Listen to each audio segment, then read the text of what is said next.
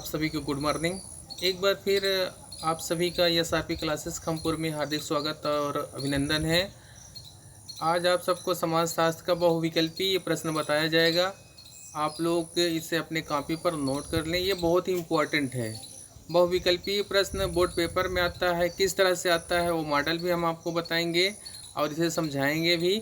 यह प्रश्न अतिलघोत्री में भी आ सकता है, कैसे आएगा इसको भी हम समझाएंगे। तो आप लोग तुरंत कॉपी और पेन लेकर के बैठ जाएं और जो भी चीज़ें बताई जा रही हैं उसे आप नोट करते चलें। सबसे पहले बहुविकल्पी प्रश्न पेपर में आता है कि बहुविकल्पी प्रश्न निम्नलिखित में से दिए गए सही विकल्पों में से जो सही है उसे अपने उत्तर पुस्तिका पर लिखें।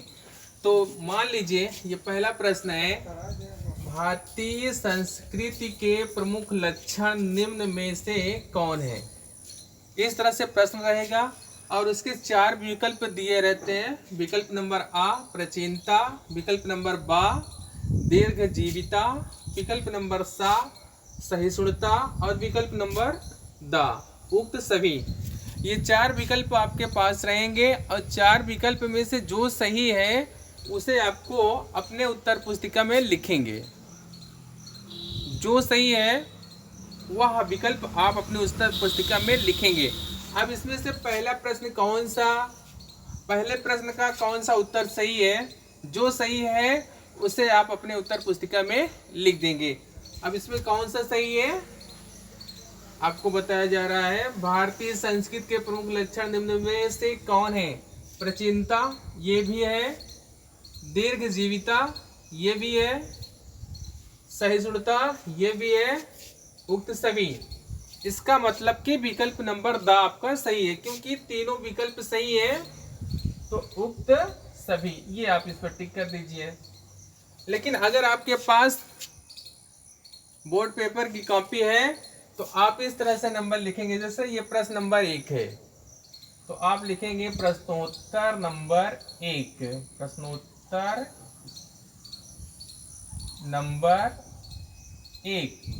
अब विकल्प नंबर कौन सा सही है, द सही है तो यहाँ पे लिख देंगे द। ठीक है, द में क्या दिया गया है, उक्त सभी, तो आप लिख देंगे उक्त सभी। इस तरह से आप अपने बोर्ड पेपर की कॉपी पर लिखिएगा। ये तो आपको हम एक समझने का तरीका बताए हैं, लेकिन आप बोर्ड पेपर की कॉपी में इस तरह से लिखेंगे। प्रश्नोत्तर नंबर 1 का कौन सा विकल्प सही है, द, और उसका जो भी विकल्प दिया गया उक्त सभी तो उक्त सभी। इस तरह से हम अपने बोर्ड पेपर की कॉपी पे लिख देंगे तो हमारा विकल्प सही माना जाएगा और हमें पूरे के पूरे नंबर मिलेंगे। तो ये रहा आपका पहला प्रश्न। ठीक, अब दूसरा प्रश्न क्या है, प्रश्न नंबर 2, भारतीय संस्कृति के प्रमुख आधार निम्न में से कौन है। अब 4 विकल्प आपके पास हैं। पहला विकल्प है विकल्प नंबर संयुक्त परिवार व्यवस्था, ये सही है। अब बा नंबर पे आइए, आश्रम व्यवस्था, ये भी सही है। विकल्प नंबर सा वर्ण व्यवस्था, ये भी सही है। अब विकल्प नंबर दा उक्त सभी। इसका मतलब कि जो तीनों दिया गया है वो सभी सही है, तो विकल्प नंबर आपका बा, विकल्प नंबर दा आपका सही हो जाएगा, उक्त सभी। तो इस पे आप टिक कर देंगे। पहला वाला कौन सा सही था, द सही था। ठीक है, तो हम द पे टिक कर दिए। इसे हम गोला कर देते हैं आपको समझने के लिए। विकल्प नंबर द सही है। ठीक, और दूसरे प्रश्न में भी विकल्प नंबर द सही है, ये वाला विकल्प, विकल्प नंबर द आपका सही है। तो अब आ जाइए प्रश्न नंबर 3 पर। तीसरा प्रश्न है प्रश्न नंबर 3, निम्न में से कौन समकालीन भारतीय समाज की विशेषताएं हैं। अब इसमें भारतीय समाज की कौन सी विशेषताएं हैं, समकालीन भारतीय समाज की विशेषता आपको बताना है। समकालीन भारतीय समाज की विशेषताएं आपको बताना है। तो विकल्प नंबर आ दिया है जीवन व्यवहार में परिवर्तन, ये आपका विकल्प सही है।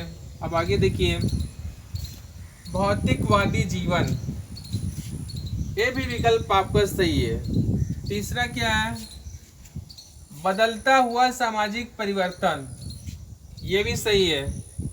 और चौथा सभी, इसका मतलब कि जो तीनों दिए हैं वो सभी सही हैं, तो आपका विकल्प नंबर द सही हो जाएगा, क्योंकि तीनों विकल्प सही हैं। एक बात आप ध्यान दीजिए, आप जल्दबाजी मत करिएगा पेपर में, चारों विकल्प आप ध्यान से पढ़िए, उसके बाद चारों विकल्प को पढ़ने और समझने के बाद आप टिक करिए। नहीं तो आपका पहला सही है, आप 3 नहीं पढ़े, पहला सही है तो उसी पे टिक कर दिए। कभी कभी ऐसा भी होता है कि विकल्प नंबर 4 जो दिया होता है चारों सही होते हैं, 4 का मतलब है कि 3 सही होते हैं, एक विकल्प दिया रहता है कि सभी सही हैं, तो सभी सही वाले पे आप टिक करिए। जल्दबाजी में आप कभी ये मत करिए कि आपका जैसे विकल्प नंबर 1 आ वाला है ये सही है, तो आप जल्दबाजी में आकर के इसे सही कर दिए। अब पता चला कि दूसरा भी सही है, तीसरा भी सही है और चौथा विकल्प दिया है सभी, तो आपका विकल्प नंबर दा वाला सभी सही होगा। आप जल्दबाजी में क्या कर गए, पहला वाला सही कर दिए, तो आपका विकल्प गलत हो जाएगा। और कभी कभी 2 विकल्प सही रहता है, पहला और दूसरा, तो दिया रहता है कि उपर्युक्त दोनों, विकल्प नंबर सा में क्या कर देगा, उपरोक्त दोनों, यहाँ देगा उपरोक्त दोनों गलत। तो आप विकल्प नंबर अगर दोनों सही हैं, आ और बा सही हैं, तो यहाँ नंबर आप सा वाला सही कर देंगे। तो कुल मिलाकर के कहने का मतलब ये है कि आप चारों विकल्प पहले ध्यान से पढ़िए, उसके बाद अपने उत्तर को दीजिए। जल्दबाजी में आप टिक कर देंगे तो आपका उत्तर गलत हो जाएगा। तो यहाँ पे विकल्प नंबर 10 सही है, आप इस पे टिक कर दीजिए, विकल्प नंबर 10 आपका सही है। क्लियर? तो विकल्प नंबर 10 सभी सही है। अब आ जाइए आप प्रश्न नंबर 4, वासुधैव कुटुंबकम किस देश की अवधारणा है? प्रश्न नंबर 4 है। अब विकल्प नंबर दिया है आ में श्रीलंका, ये आपका विकल्प नहीं सही है। बा है नेपाल, ये भी नहीं सही है। साथ दिया है भूटान, ये भी नहीं सही है। और दा दिया है भारत। तो वासुधैव कुटुंबकम ये भारत की अवधारणा है, तो विकल्प नंबर आपका दा हो जाएगा सही। तो आप दा पे सही का निशान कर लीजिए, आपका ये वाला विकल्प नंबर दा सही है। तो आप इसे लिख दीजिए, विकल्प नंबर दा सही। तो ये आपका विकल्प नंबर दा क्या हो जाएगा, सही। अब अगला प्रश्न है प्रश्न नंबर 5, निम्न में से कौन धर्म का स्वरूप नहीं है? अब धर्म का स्वरूप कौन सा नहीं है ये बताना है। विकल्प नंबर आ है वर्ण धर्म, विकल्प नंबर द है आश्रम धर्म, विकल्प नंबर स है कुल धर्म और विकल्प नंबर द है पर धर्म। 4 में से आपको बताना है कौन सा उत्तर सही है। तो आपका उत्तर हो जाएगा सही विकल्प है दा, पर धर्म, ये आपका उत्तर सही है। तो आप अपनी कॉपी पर विकल्प नंबर दा लिख देंगे। तो इस तरह से आपका कुल मिलाकर के 5 प्रश्न हो गए। और छठा प्रश्न देखिए, प्रश्न है मनुस्मृति में किस यज्ञ का उल्लेख नहीं है? अब किस यज्ञ का उल्लेख नहीं है उसे लिखना है। विकल्प नंबर आ है ब्रह्म धर्म, विकल्प नंबर ब है पितृधर्म, विकल्प नंबर स है मातृधर्म और विकल्प नंबर द है ऋतज्ञ। तो किस धर्म का उल्लेख नहीं हुआ है? तो आपका विकल्प नंबर सा मातृ यज्ञ, ये आपका विकल्प नंबर सा सही है। आप इस पर सही का चिन्ह लगा दीजिए और इसे अपने कॉपी पर लिख दीजिए। इस तरह से आपका कुल मिलाकर के 6 प्रश्न के विकल्प आपको बता दिए गए हैं। इसे आप अपने कॉपी पर लिख लें और अच्छी तरह से याद कर लें। अभी एक चीज़ आपको और बताना है ये तो बहुविकल्पीय प्रश्न है। बहुविकल्पीय प्रश्न इस तरह से दिए रहेंगे, उसके 4 विकल्प दिए रहते हैं, 4 में से एक जो भी आपका सही है विकल्प नंबर उसे अपने कापी पर लिख दे, आपको पूरे के पूरे नंबर मिल जाएंगे। और किस तरह से अति लघु उत्तरीय प्रश्न होता है, एक उदाहरण उसका हम बता देते हैं। इसी प्रश्न में से जैसे आपका प्रश्न हो गया, वासुधैव कुटुंबकम किस देश की अवधारणा है, तो आपका विकल्प नहीं दिया रहेगा, आपका विकल्प नहीं दिया रहता है, जैसे इसे हम विकल्प मिटा देते हैं। ठीक, आपका विकल्प ये मिट गया।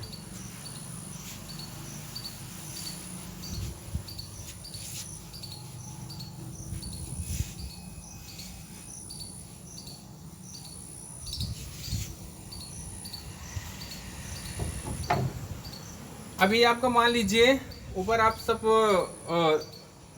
आप ये आप ध्यान दीजिए, सिर्फ प्रश्न नंबर 4 है। प्रश्न है वासुधैव कुटुंबकम किस देश की अवधारणा है। ये प्रश्न आपका मान लीजिए पेपर में आ गया, तो इसके लिए आपको एक वाक्य में उत्तर देना होता है। वासुधैव कुटुंबकम किस देश की अवधारणा है, आप एक वाक्य में उत्तर दीजिए, या एक शब्द में भी इसका उत्तर दे सकते हैं, लेकिन ज़्यादा अच्छा है आप एक वाक्य में उत्तर दीजिए।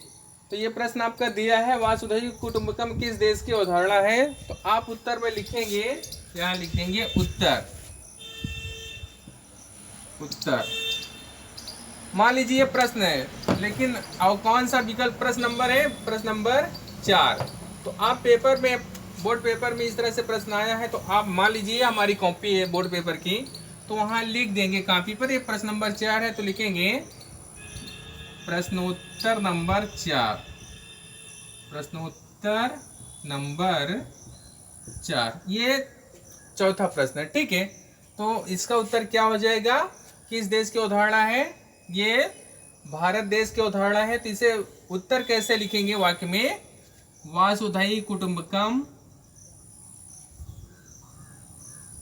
वासुधैव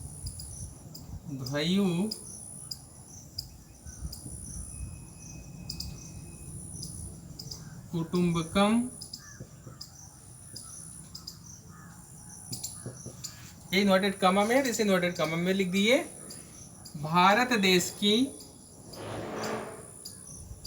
भारत देश की अवधारणा है, अवधारणा है,